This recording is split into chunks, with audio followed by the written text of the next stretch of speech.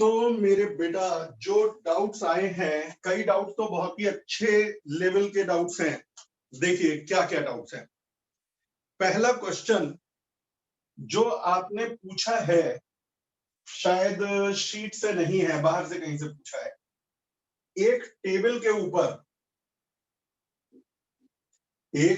ऊपर यहां पर पुली लगी है, एक मेटल प्लेट रखी हुई है, उस प्लेट का एरिया है 0.1 मीटर स्क्वायर, दोनों के बीच में ऑयल है, लिक्विड है, और उस लिक्विड की थिकनेस 0.3 मिलीमीटर है।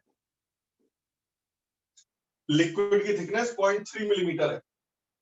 अब वो कह रहे हैं कि जब हमने यहां से एक डोरी बांध करके मास लटकाया, वो मास लटकाया 0.01 केजी का, तो ये चलने लगा कांस्टेंट स्पीड से आगे, 0.85 मीटर पर सेकंड की कांस्टेंट स्पीड से आगे चलने लगा। तो हमसे पूछ रहे हैं what is the value of coefficient of viscosity. मेरे ख्याल में क्वेश्चन समझ में आ गया होगा। किसका डाउट है ये? वो बैठे हुए हैं नहीं बेटा, यहाँ पर बता सकते हैं आप किसका डाउट था ये? Yes sir. किसका बेटा? सर नव्या। हाँ, मेटल प्लेट है, उसका एरिया दे रखा है, बीच में ऑयल है, लिक्विड है, कुछ भी है, और वो वेलोसिटी से आगे बढ़ रहा है। अब आप जरा एक बात सुनो, इस प्लेट को आगे कौन सा फोर्स खींच रहा है? तो जवाब है इसका वेट, यानी 0.01 जी। कौन सा फोर्स इसे खींच रहा है? तो जवाब है 0.01 इंटू 10, तो 0.1 न्यूटन। जो इसका वेट है वो इसे आगे खींच रहा है फोर्स। जब फोर्स आगे खींच रहा है तो फिर ये कांस्टेंट वेलोसिटी से क्यों चल रहा है? इसमें तो एक्सेलरेशन होना चाहिए। तो जवाब है नहीं, ये तो कांस्टेंट वेलोसिटी से चल रहा है। तो इसका मतलब कोई अपोजिंग फोर्स है, इक्वल एंड अपोजिट फोर्स, वो होता है फ्रिक्शन। फिर कहानी उलझ गई। फ्रिक्शन लग नहीं सकता क्योंकि बीच में लिक्विड है, तो कोई बात नहीं, लिक्विड के फ्रिक्शन को तो विस्कस फोर्स कहते हैं, तो ये है विस्कस फोर्स। समझ में आ गया? जो फोर्स इसे खींच रहा है वो फोर्स इसे आगे खींच रहा है, जितना इसमें फोर्स है उतना ही फ्रिक्शन होना चाहिए, तभी कांस्टेंट वेलोसिटी से चलेगा। लेकिन बीच में लिक्विड आ गया तो लिक्विड में फ्रिक्शन नहीं, विस्कस फोर्स होता है, तो ये लिक्विड का विस्कस फोर्स है। जितना प्लेट का एरिया है, प्लेट के नीचे लिक्विड है, तो लिक्विड का भी एरिया ऑफ क्रॉस सेक्शन उतना ही है। कितना? 0.1 मीटर स्क्वायर। लिक्विड की नीचे वाली लेयर जीरो वेलोसिटी पर है क्योंकि वो रेस्ट पर है। लिक्विड की ऊपर वाली लेयर चल रही है v वेलोसिटी से, क्योंकि ऊपर मेटल चल रहा है तो मेटल के टच वाला लिक्विड चल रहा है। तो लिक्विड की नीचे की लेयर रुकी हुई है, ऊपर की लेयर चल रही है। तो लिक्विड की लेयर तभी तो आपस में रगड़ेंगी, तो लिक्विड की नीचे की लेयर रुकी हुई है, ऊपर की चल रही है। तो ऐसे में फॉर्मूला लगा देते हैं F is equal to eta A delta v upon X. ये वही वाला फॉर्मूला है, dv अपॉन dx। dv तब लेते हैं जब very small change in velocity, large change in velocity तो dv डेल्टा v। अब याद करो ऐसे न्यूमेरिकल करे हैं, नीचे वेलोसिटी है 0, ऊपर वेलोसिटी है 0.85, तो डेल्टा v कितना हो गया, dv कितना हो गया, जिसे आप dv कहते थे हम डेल्टा v कह रहे हैं 0.85। अब चेक करने की बारी है क्या क्या पता है। x क्या होता है या dx क्या होता है? नीचे की लेयर और ऊपर की लेयर के बीच का गैप। याद करो बेटा, नीचे की लेयर रुकी हुई है और फास्ट और फास्ट और फास्ट, तो इसी को तो x कहते थे या dx कहते थे या डेल्टा x कहते थे। तो x हो जाएगा 0.3 mm। ध्यान से सुन लो, x हो जाएगा 0.3 mm, a हो जाएगा 0.1, f हो जाएगा 0.1। ईटा निकाल लेना, और जो ईटा आएगा विस्कोसिटी आएगी, उसकी यूनिट क्या लिखोगे? क्योंकि सारा ऐसा यूनिट में रख रहे हो तो आप यूनिट रखोगे डेकापॉइज। क्या यूनिट रखेंगे? डेकापॉइज या फिर पास्कल सेकेंड। अगला डाउट मेरे बेटा, अगला डाउट आपका आया है, एक 45 किलो का लड़का है, 45 केजी, उसके जो पैर की हड्डी है, लेग बोन, उसका एरिया है 5 centimetre square, area of cross section, और लंबाई है यहां से यहां तक 50 सेंटीमीटर यानी कि 0.5 मीटर। ठीक है बेटा। और हड्डी का जो ब्रेकिंग स्ट्रेस है, ब्रेकिंग स्ट्रेस यानी जिस पर टूट जाती है, वो स्ट्रेस है 0.9 इंटू 10⁵ न्यूटन पर मीटर स्क्वायर। वो 2 मीटर की ऊंचाई से गिरता है, 2 मीटर की ऊंचाई से गिरता है। ठीक है बेटा। तो वो पूछ रहे हैं कि बताओ यंग मॉडुलस कितना होना चाहिए कि हड्डी ना टूटे। बाउंड्री पॉइंट कितना यंग मॉडुलस होना चाहिए कि हड्डी का बाउंड्री पॉइंट आ जाए, यानी हड्डी टूटने की कगार पे आ जाए बिल्कुल, कि यदि जरा से भी यंग मॉडुलस कम होता टूट जाती। क्वेश्चन समझो। लड़का है, लड़के के पैर की हड्डी है, हड्डी का एरिया है, हड्डी की लेंथ है, हाइट दे रखी है, 2 मीटर की ऊंचाई से लड़का कूदता है। जब वो कूदेगा तो हड्डी दबेगी, हड्डी पे तुम खुद सोचो, मान लो मैं ऊंचाई से कूदूंगा तो हड्डी दबेगी, और जब हड्डी दबेगी तो टूटने का खतरा रहेगा। तो वो कह रहे हैं कि ये इसके टूटने की बाउंड्री पॉइंट है, यदि जरा सा भी ऊंचाई से और कूदता तो टूट जाती, या मतलब बिल्कुल बाउंड्री लेवल है। तो यंग मॉडुलस बताओ। ये ब्रेकिंग स्ट्रेस दे रखा है, जितने स्ट्रेस पर हड्डी टूट जाती है। अब देख बेटा, जब ये ऊपर से नीचे कूदेगा तो हड्डी कंप्रेस होगी, और जब कोई चीज स्ट्रेच या कंप्रेस होती है तो उसमें आ जाती है इलास्टिक एनर्जी।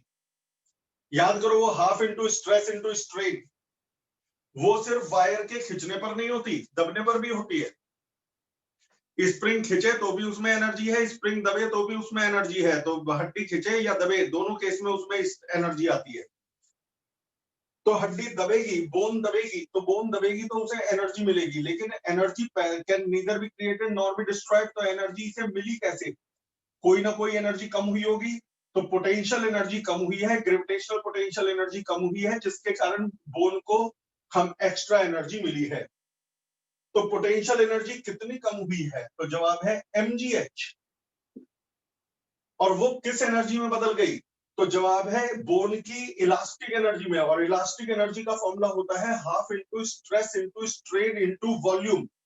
याद करो, एनर्जी पर यूनिट वॉल्यूम था, stress into half into stress into strain, energy per unit volume था। तो एनर्जी का फॉर्मूला था half into stress into strain into volume.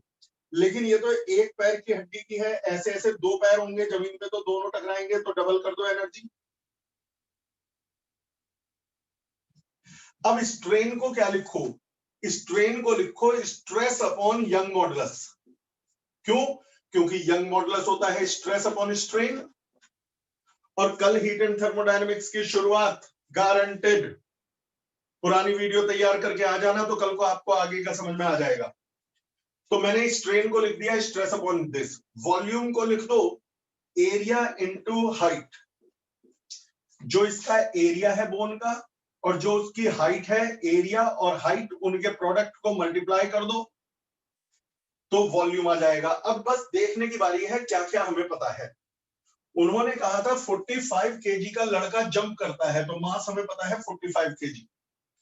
जी मालूम है 9.8 या 10। कितनी ऊंचाई से जंप करता है? तो 2 मीटर। mgh में जो हमारी बोन है उसकी हाइट नहीं लिखेंगे, जितनी हाइट से ये कूदा वो लिखेंगे। 2 से हाफ कट गया। स्ट्रेस आपको 0.9 इंटू 10⁵ पता है, स्ट्रेस 0.9 इंटू 10⁵ पता है। बोन का एरिया इंटू बोन की हाइट, बोन की हाइट को L कह देते हैं, कभी आप इस हाइट और इस हाइट में कंफ्यूज हो जाओ, L कह देते हैं। तो बोन का एरिया और बोन की लेंथ, बोन का एरिया 5 सेंटीमीटर स्क्वायर, इसे मीटर स्क्वायर में बदल लेना, और बोन की लेंथ 50 सेंटीमीटर, इसे 0.5 मीटर लिख लेना। तो न्यूमरेटर में सब कुछ पता चल गया, यानी y को छोड़ के एवरीथिंग इज नोन। और यदि y को छोड़ के सब कुछ नोन है तो y निकाल लेंगे, यंग मॉडुलस निकाल लेंगे। तो इससे आपका आ जाएगा यंग मॉडुलस ऑफ इलास्टिसिटी। ये किसके डाउट था बेटा? सर ये भी मेरा ही था। अच्छा जी, अगला डाउट।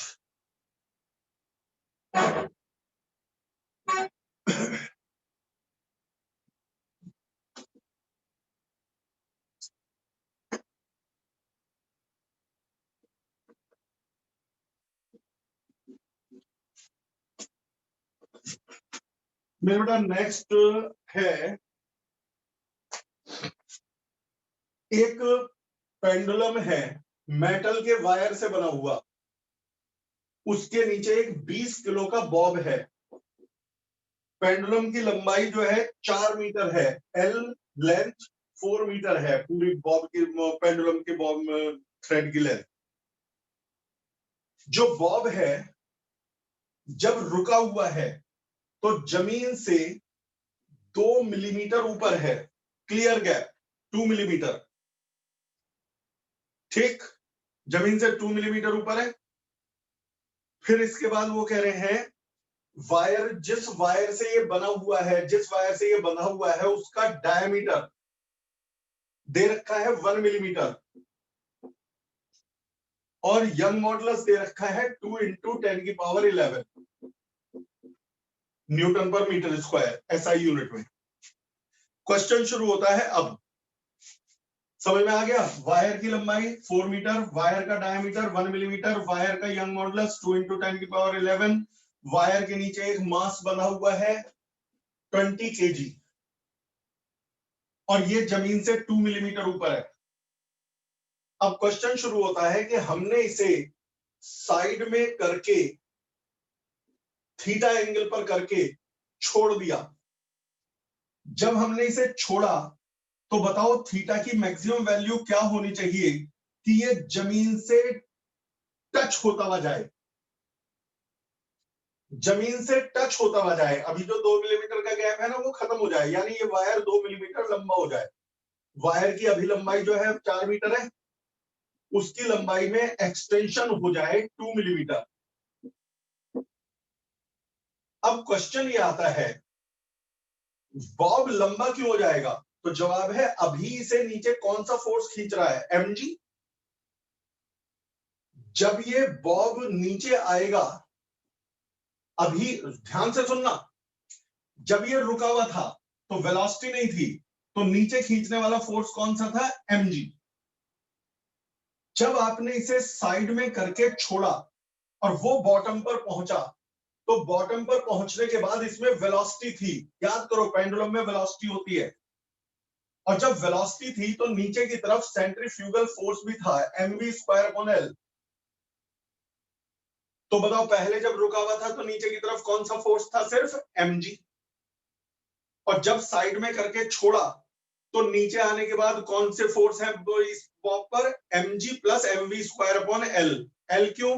क्योंकि वायर की लेंथ ही रेडियस है, mv²/r। ध्यान से एक बार माइक खोल के बताओ, मुझे बताओ, सारे जवाब देंगे। पहले तो ये बताओ डाउट किसका था ये बेटा? डाउट किसका था बेटा? उन्नति। उन्नति। बेटा अभी तक समझ में आ रहा है? मुझे बताओ बेटा, जब ये रुका हुआ था तो कौन सा फोर्स इसे खींच रहा था? सिर्फ mg। और जब ये चलता हुआ आया तो नीचे की तरफ कौन से दो फोर्स लग रहे हैं? mg और mv²/L। कौन सा फोर्स बढ़ गया? mv²/L। और उसी बढ़े हुए फोर्स ने वायर की लंबाई बढ़ा दी। फोर्स बढ़ गया तो वायर की लंबाई जो 2 मिलीमीटर बढ़ी है, 2 ही मिलीमीटर बढ़नी चाहिए, 2 से ज्यादा मिलीमीटर बढ़ गई तो जमीन में टकरा के रुक जाएगा। 2 ही मिलीमीटर बढ़नी चाहिए। अब बंद कर सकते हो माइक। तो वायर की लंबाई बढ़ाने के लिए जिम्मेदार फोर्स कौन सा है? mv²/L।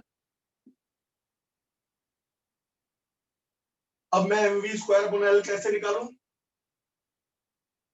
क्योंकि जब तक ये नहीं आएगा तब तक न्यूमेरिकल आगे नहीं बढ़ने का, क्योंकि मुझे वायर की लंबाई बढ़ाने वाला फोर्स चाहिए। मेरे बेटा जो ऊपर पोटेंशियल थी वो नीचे आके काइनेटिक में बदल गई। ऊपर पोटेंशियल थी mgh, और यदि आप आज भी लॉज ऑफ मोशन का नहीं भूले हो तो h होती है L - L cos थीटा। यदि आज भी नहीं भूले हो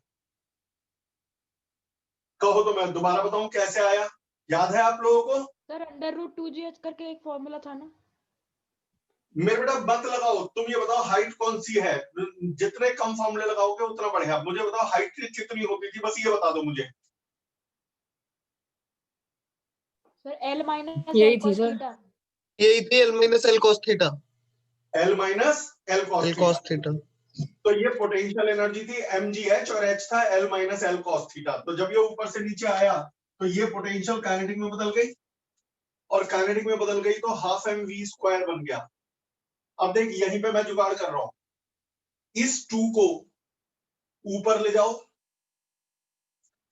L कॉमन लो और नीचे ले आओ। 1 लिखने की जरूरत नहीं है, दोबारा वीडियो देख लेना, मैं रिकॉर्ड कर पूरा है रिकॉर्ड, हाँ रिकॉर्ड कर ही लिया। तो mv स्क्वायर अपन एल आ गया, कितना आया mv स्क्वायर अपन एल, तो जवाब है 2mg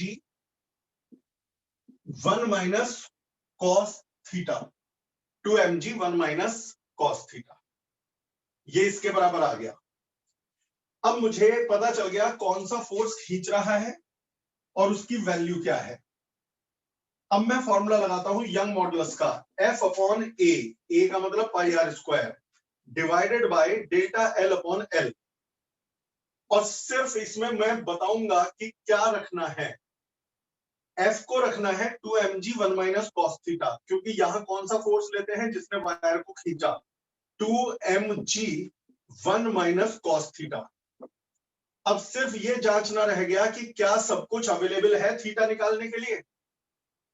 यंग मॉडुलस 2 into 10 की power 11, mass of the bob 20 kg, G की सदाबहार वैल्यू 9.8 या 10, pi international value 3.14, radius diameter 1 millimetre था तो रेडियस हाफ मिलीमीटर हो गई, जिसे मीटर में बदल के रख देना। डेल्टा एल वायर कितना खिंच गया, तो जवाब है 2 मिलीमीटर से ज्यादा नहीं खिंचना चाहिए, मैक्सिमम 2 मिलीमीटर, तो डेल्टा को 2 मिलीमीटर रख दो, मीटर में बदल देना। लेंथ 4 मीटर, क्या मिसिंग है, थीटा, थीटा निकाल लेना, जो मिसिंग है वो इससे निकल जाएगा। थीटा। अगला न्यूमेरिकल, एक न्यूमेरिकल मेरे पास बहुत दिन पहले आया था, और यूजुअली मेरे क्या होता है कि जब व्हाट्सएप बहुत सारे इकट्ठे हो जाते हैं तो डिलीट हो जाते हैं, डिलीट कर देता हूं, लेकिन पता नहीं कैसे ये बचा पड़ा रह गया। ये न्यूमेरिकल कम से कम 10-12 दिन से ज्यादा पुराना पड़ा हुआ है, तो आज उठा ले रहा हूं। बस ये जरूर बता देना किसका था, क्योंकि अच्छे अच्छे न्यूमेरिकल्स हैं तो मुझे पता रहना चाहिए कौन बच्चा इस लेवल तक सोच रहा है। एक मेटल वायर है, उसके नीचे M2 मास है, उसके नीचे मेटल वायर है, उसके नीचे M1 मास है, उसके नीचे एक पेन है जिसमें हम कोई भी मास रख सकते हैं। दोनों वायर एक ही मटेरियल से बने हैं और उनका यंग मॉडुलस है, यंग मॉडुलस नहीं दिया, ब्रेकिंग स्ट्रेस, उनका ब्रेकिंग स्ट्रेस है, यानी जितने स्ट्रेस पर टूट जाते हैं 8 into 10 की पावर 8 न्यूटन पर मीटर स्क्वायर, इससे ज्यादा स्ट्रेस होगा तो टूट जाएंगे। ऊपर वाले वायर का area of cross section 0.006 centimetre square है, और नीचे वाले वायर का area of cross section 0.003 centimetre square है। अब यहां से क्वेश्चन शुरू होता है, यदि इसका मास 20 किलो है, इसका मास 10 किलो है, तो इसमें मैक्सिमम कितना मास रखें कि कोई भी वायर ना टूटे। मैक्सिमम रखना है कि कोई भी वायर ना टूटे, एक भी वायर टूट गया तो हमारा काम खराब हो गया। दिया क्या क्या है, ये 20 किलो का, ये 10 किलो का, इसका एरिया 0.006, इसका एरिया 0.003 मीटर स्क्वायर में तो आप बदल ही लोगे। दोनों वायर एक ही मटेरियल के हैं, दोनों का ब्रेकिंग स्ट्रेस 8 into 10 की पावर 8 न्यूटन पर मीटर स्क्वायर।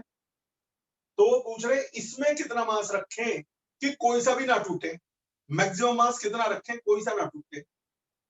रखना भी ज्यादा से ज्यादा है, टूटने भी नहीं देना। समझ में आ गया। फिर वो कह रहे हैं रिपीट द क्वेश्चन, यदि ये 36 किलो होता और ये 2 किलो होता या कुछ भी होता। अरे भैया जिसे 20 और 10 से समझ में आ गया वो 36 और 4 से भी कर लेगा और सभी मास से कर देगा, तो एक पार्ट में करा दे रहा हूं, दूसरा 100% सेफ है। अब एक बात सुन, ऊपर वाले वायर को तोड़ने के लिए यहां कितना मास रखना पड़ेगा ये देख रहा हूं, बीच वाले वायर को भूल जा। तो यहां दो पार्ट हैं। ऊपर वाले वायर में स्ट्रेस का फॉर्मूला होता है फोर्स अपॉन एरिया। मान लो इसमें m मास रख दिया, ध्यान से सुनना, ऊपर वाले का ब्रेकिंग स्ट्रेस कितना है 8 इंटू 10 की पावर 8। ऊपर वाले पे फोर्स कौन सा लग रहा है, तो जवाब है इसका वेट भी ऊपर वाले को खींच रहा है, इसका वेट भी ऊपर वाले को खींच रहा है, इसका वेट भी ऊपर वाले को खींच रहा है, यानी M2GB से खींचना चाह रहा है, M1GB से खींचना चाह रहा है और MGB से खींचना चाह रहा है। 20 किलो, 10 किलो और M, यानी 20G plus 10G plus mg, ये इसे खींचने वाले फोर्स है, अपॉन ऊपर वाले का एरिया 0.006 सेंटीमीटर स्क्वायर, तो 10 की पावर -4 मीटर स्क्वायर। अब इस g को 10 ले लो, g को 10 ले लो, तो पूरी इक्वेशन में m के अलावा कोई वेरिएबल नहीं है। ये हमने ब्रेकिंग स्ट्रेस रखा है, इससे ज्यादा स्ट्रेस होता ही टूट जाएगा। समझ में आए तो बता देना। ये क्वेश्चन असल में नीट में आया हुआ क्वेश्चन है, इसलिए मुझे डिजिट तक याद है कि इस वाले से मास आएगा 18 किलो। 99% आप कैलकुलेट कर लेना। मुझे याद आ रहा है कि ये 18 किलो पर टूटता था, यानी 18 किलो से ज्यादा मास यहां रख दिया तो ये टूट जाएगा। 18 से कम रखोगे तो ये नहीं टूटने वाला। अब ये वाला मास कब, ये वाला वायर कब टूटेगा? अब इस वाले के लिए निकालो, stress is equal to F upon A. Stress, breaking stress तो इसका भी वही है 8 इंटू 10 की पावर 8। लेकिन इस वाले वायर को खींचने वाला फोर्स कौन सा है, तो जवाब है m1g, मतलब 10g प्लस mg। बस ये मास इसे खींचना चाह रहा है और ये वाला वेट इसे खींचना चाह रहा है। ऊपर वाला तो इसे कोई टेंशन नहीं देगा, तो इसे खींचने वाला है एक तो m1g यानी कि 10g और एक mg। तो फोर्स हो गया खींचने वाला 10g प्लस mg, और अपॉन एरिया है 0.003 सेंटीमीटर स्क्वायर, तो 10 की पावर -4 मीटर स्क्वायर। g को 10 ले लो और अब m निकाल लो। ये m आएगा, याद करो 14 किलो था आई थिंक, 14 किलो। यानी यहां पर आपने 14 kg से ज्यादा मास रख दिया तो ये टूट जाएगा। 18 से ज्यादा रख दिया तो ये टूटेगा, 14 से ज्यादा रख दिया तो ये टूटेगा। अब हम चाहते हैं कोई सा भी ना टूटे, तो 14 से ज्यादा मत रख, तो 14 रख दो, क्योंकि यदि आपने 15 रख दिया तो ये तो नहीं टूटेगा, लेकिन ये तो 14 से ज्यादा होता ही टूट जाएगा। भाई मैं 12 रखता हूं तो 12 किलो पे ना ये टूट रहा ना ये टूट रहा, 13 किलो रख रहा हूं तो ना ये टूट रहा ना ये टूट रहा, 14 किलो रख रहा हूं ना ये टूट रहा ना ये टूट रहा।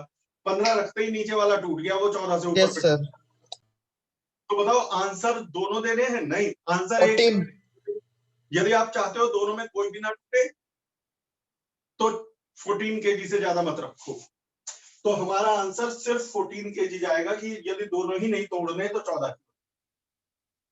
अब वो कह रहे हैं यदि हम 14 से ऊपर कर दें तो कौन सा वायर टूटेगा, अपर या लोअर? भाई 15 रखते ही नीचे वाला टूटेगा, वो 14 से ऊपर पे टूट जाता है, ऊपर वाला थोड़ी टूटेगा। पहले कौन सा टूटेगा? तो जवाब है नीचे वाला वायर।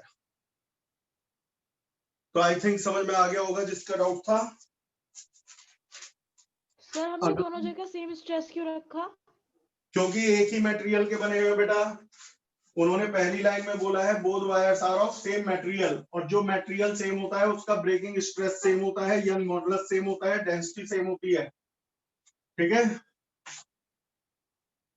Okay sir. यदि अलग अलग मटेरियल होते तो फिर ये अलग होते। ये फंडामेंटल प्रॉपर्टीज हैं। अगला क्वेश्चन ये कह रहे हैं कि किसी झील में, लेक में, मैंने अपने हिसाब से शॉर्टकट में लिख रखा है क्वेश्चन, इतना लंबा कौन नोट करता। एक लेक में कितनी गहराई पर जाएं कि पानी की जो डेंसिटी है 1% बढ़ जाए, पानी की डेंसिटी 1% बढ़ जाए। समझ में आ गया? देख मेरे बेटा, मान लो ये झील है, अच्छा, और साथ में दे रखा है कंप्रेसिबिलिटी। यदि आप भूले नहीं हो तो कंप्रेसिबिलिटी जो होती है बल्क मॉडुलस का रेसिप्रोकल है। कंप्रेसिबिलिटी दे रखी है 50 इंटू 10⁻⁻6 पर एटमॉस्फेयर। पहले ही बता दो, 50 इंटू 10⁻⁻6 पर एटमॉस्फेयर। एटमॉस्फेयर क्या होता है? तो जवाब है 1.01 इंटू 10⁵ पास्कल। ये कंप्रेसिबिलिटी है, कंप्रेसिबिलिटी। बल्क मॉडुलस इसका रेसिप्रोकल होता है, बल्क मॉडुलस इसका रेसिप्रोकल होता है, यानी 1.01 इंटू 10⁵ अपॉन 50 इंटू 10⁻⁻6। अब क्वेश्चन शुरू। मान लो ये m मास का पानी v वॉल्यूम में आता है, m मास का पानी सरफेस पर v वॉल्यूम में आता है। जब गहराई में जाओगे तो प्रेशर बढ़ जाएगा, अब उतना ही मास कम वॉल्यूम में आएगा। इसका वॉल्यूम पहले से कम हो जाएगा, अब रह जाएगा v माइनस डेल्टा v। उतना ही मास दबाव बढ़ने से कम वॉल्यूम में आ जाएगा, मास उतना ही है ऊपर, ऊपर उतना ही मास इतने बड़े वॉल्यूम में था पानी का। गहराई में जाके प्रेशर बढ़ा तो उतना ही मास कम वॉल्यूम में आ गया। तो मेरे बेटा मास तो जितना हमने ऊपर लिया है उतना ही नीचे लिया है, यानी मास जो है वो बेसिकली कांस्टेंट है। थोड़ा डिफरेंशियल का भी यूज करना सीखो। मास कांस्टेंट है, जितना मास ऊपर लिया उतना ही नीचे।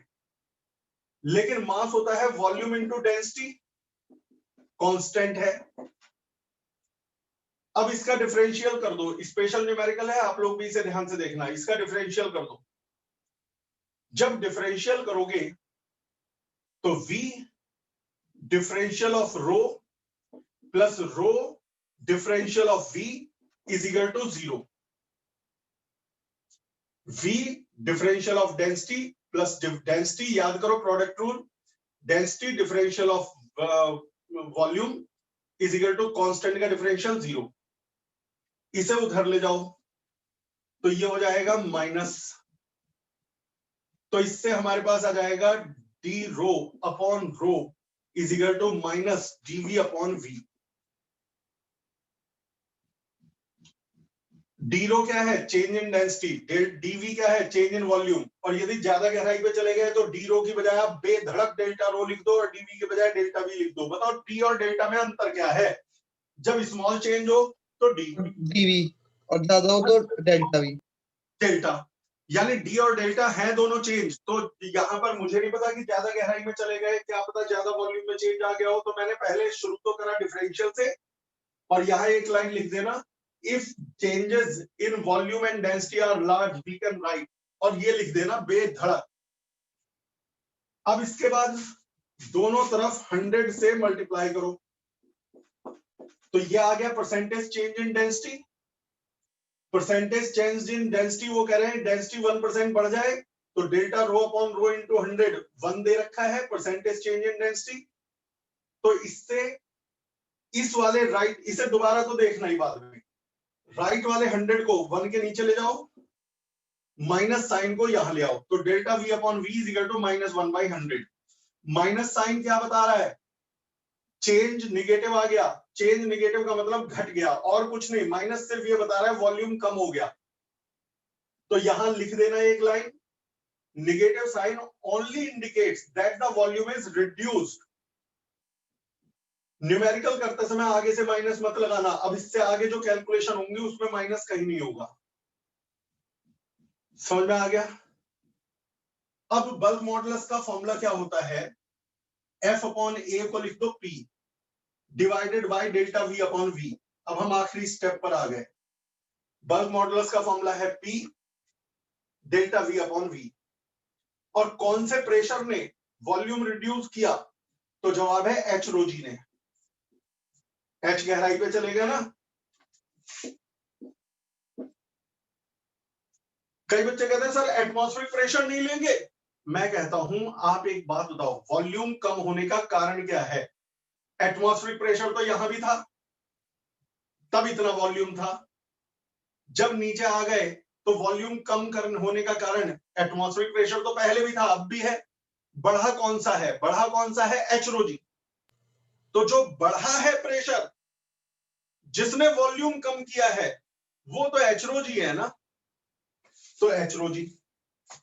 अब इसमें के नोन है बल्क मॉडुलस, क्योंकि झील है पानी की, तो डेंसिटी वाटर की रखोगे 1000, जी को रखोगे 10, डेल्टा वी अपॉन वी को रखोगे 1/100, एच निकाल लेना और आपको झील की गहराई मिल जाएगी, डेप्थ मिल जाएगी। अगला न्यूमेरिकल डाउट।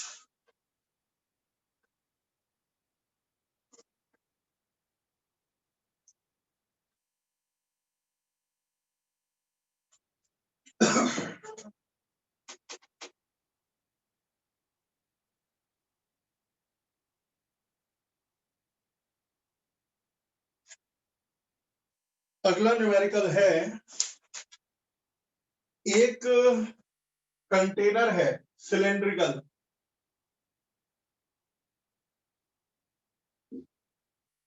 ठीक है बेटा, सिलेंड्रिकल कंटेनर है जिसकी रेडियस है आर। वो पूछ रहे हैं, रेडियस आर दे रखा है 20 सेंटीमीटर।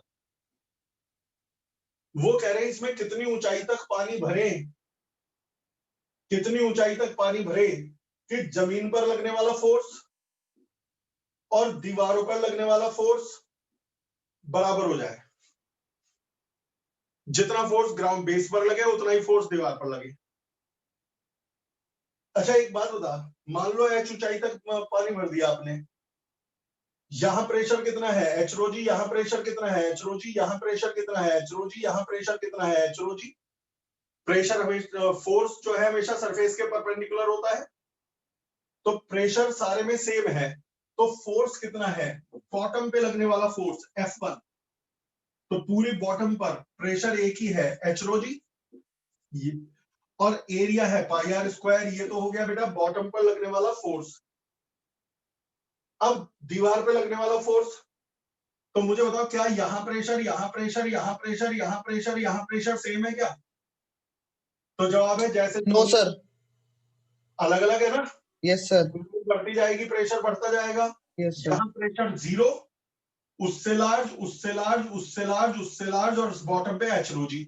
यानी प्रेशर सबसे ऊपर है जीरो, सबसे नीचे है एच रो जी। तो एवरेज प्रेशर ले लेते हैं। यदि मुझसे कोई कहे दीवार पे प्रेशर कितना है, ना जीरो ना एच रो जी, ऊपर है जीरो नीचे है एच रो जी, तो दोनों का एवरेज ले लो। ये है प्रेशर दीवारों पर, दीवार पे लगने वाला एवरेज प्रेशर, और दीवारों का एरिया यानी कि curve surface area. Curve surface area 2πRH। तो ये है प्रेशर इनटू एरिया। तो ये दीवार पे लगने वाला फोर्स हो गया F2। ये 2 से 2 कट गया, ये आ जाएगा πRH² रो जी, πRH² रो जी। अब तुम्हें दोनों फोर्स मिल गए, बॉटम पे लगने वाला फोर्स और वॉल पे लगने वाला फोर्स। वो कह रहे हैं दोनों बराबर चाहिए। तो बॉटम पर तो था एच रो जी इंटू πR², दीवारों पर था πRH² rho G. Cutting biting and getting H rho G pi एक आर, बचेगा R is equal to H. यानी जब रेडियस और हाइट बराबर होंगी तो दीवारों पर फोर्स और जमीन पर फोर्स बराबर होगा। 20 सेंटीमीटर। 20 सेंटीमीटर, तो फिर 20 सेंटीमीटर ही हाइट तक भरना पड़ेगा। तो पूछ रहे थे कितनी हाइट तक भरे, तो 20 सेंटीमीटर। ठीक है बेटा।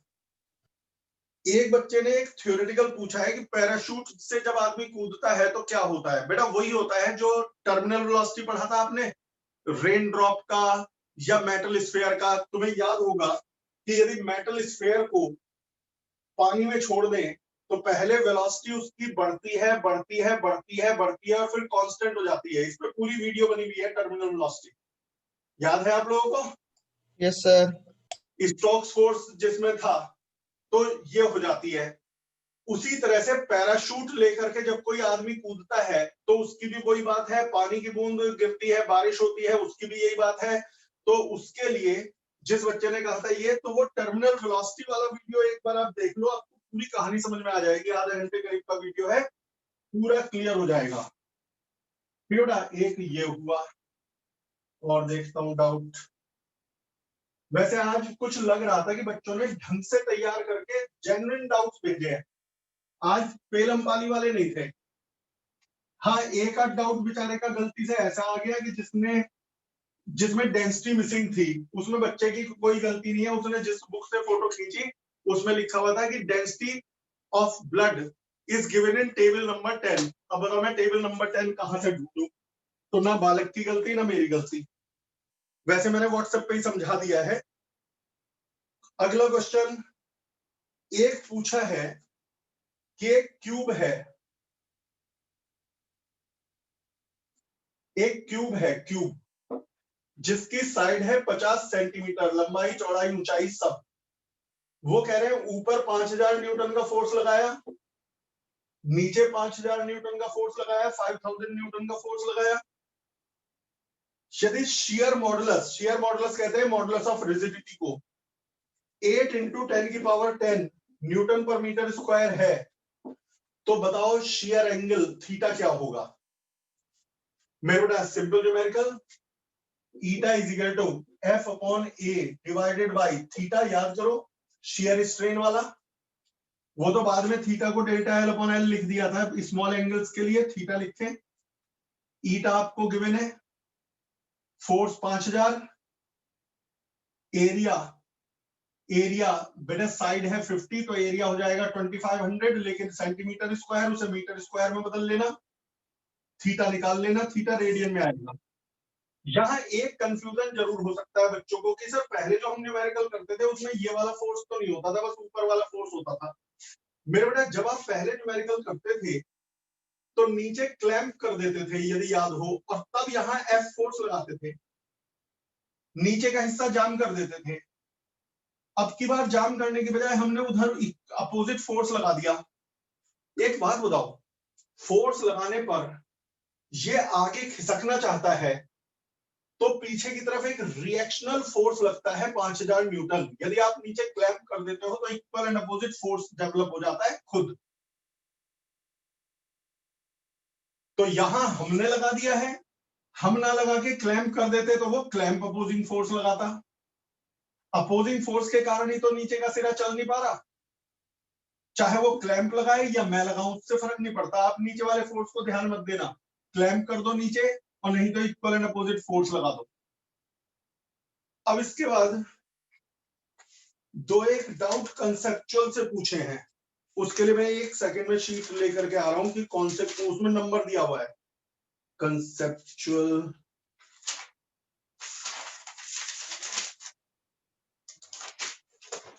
कहूंगे शूट कंसेप्चुअल में क्वेश्चन 17, 18, 19, बस एक सेकंड में आया।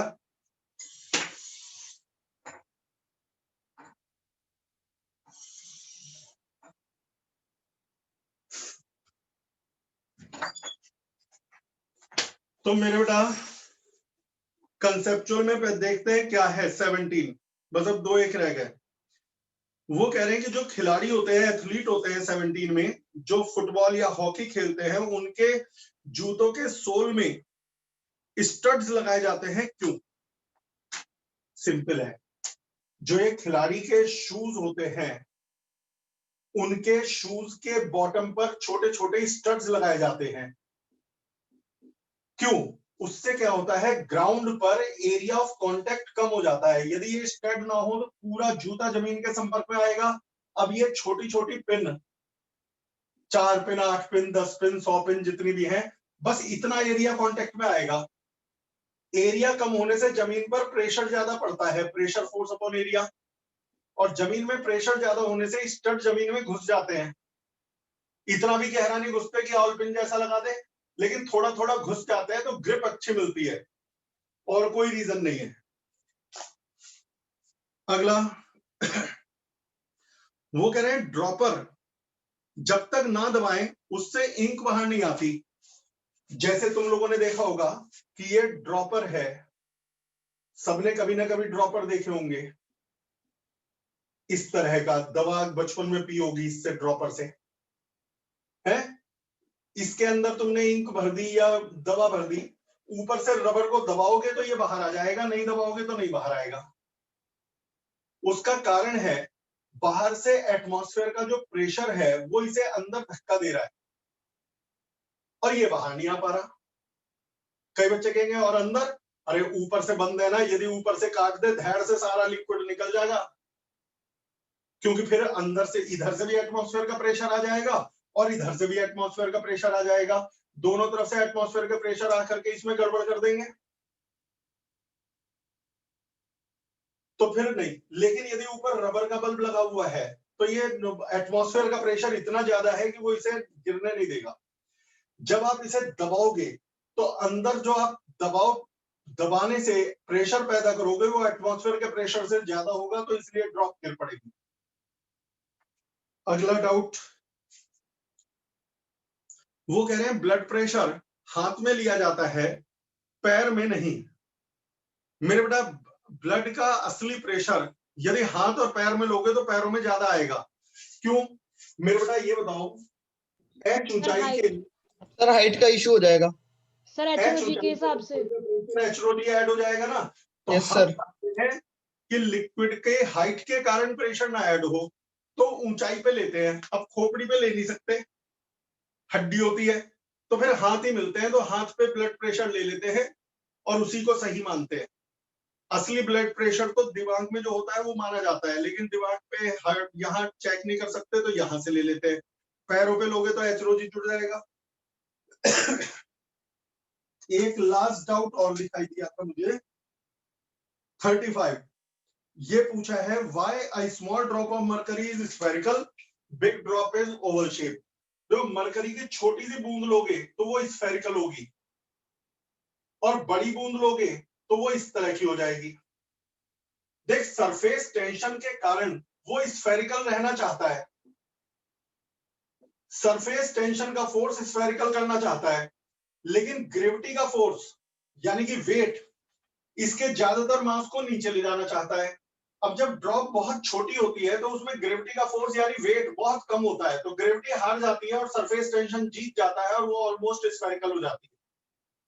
लेकिन जब बड़ी ड्रॉप होती है उसका वेट भी बहुत ज्यादा होता है, तो फिर वेट जीत जाता है और उसकी शेप को बिगाड़ करके ओवल शेप सी कर देता है, बूंद की तरह से बना देता है, जैसे आपको दिखाई दे रही है। तो आई थिंक आप लोगों के डाउट्स आपको क्लियर हो गए होंगे। आज का सेशन डाउट सेशन यही समाप्त होता है। कल को मुलाकात होगी हीट एंड थर्मोडायनेमिक्स में। लास्ट बार कह रहा हूँ पुरानी वीडियो आप देख करके आइएगा, उससे आगे का कल स्टार्ट हो जाएगा। फिलहाल के लिए bye bye. Thank you sir. Okay बेटा, थैंक यू सर। ओके बेटा।